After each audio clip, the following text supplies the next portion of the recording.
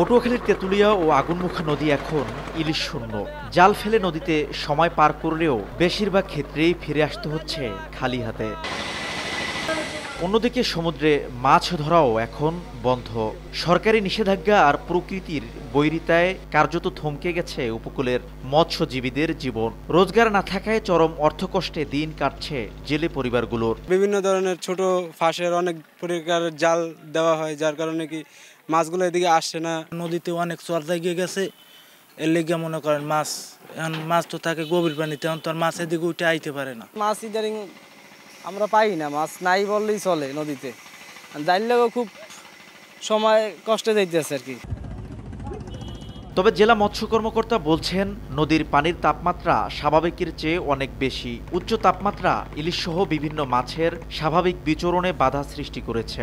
আমরা আস্থা রাখতে চাই আমাদের এই তাপমাত্রা কমে গেলে, বৃষ্টিপাত হলে, তাহলে আমাদের এই নদ নদীতে, আমাদের বিশেষ করে তেঁতুলিয়া নদীর অভয়াশ্রম এলাকায় আমাদের জেলেদের জালে ব্যাপক পরিমাণে মাছ ধরা পড়বে। ইফা জোশে এক্সপার্ট মিক্সে আছে সবচেয়ে বেশি মশলার সংমিশ্রণ। ইফা জোশে এক্সপার্ট মিক্স মশলা। মার্চ এপ্রিল 2 মাস তেঁতুলিয়া নদীর অভয়াশ্রমে মাছ শিকারে ছিল নিষেধাজ্ঞা। অন্যদিকে 15 এপ্রিল থেকে বঙ্গোপসাগরে চলছে 58 দিনের নিষেধাজ্ঞা। বঙ্গোপসাগরের তীরবর্তী এ জেলায় 89,000 নিবন্ধিত জেলে রয়েছে।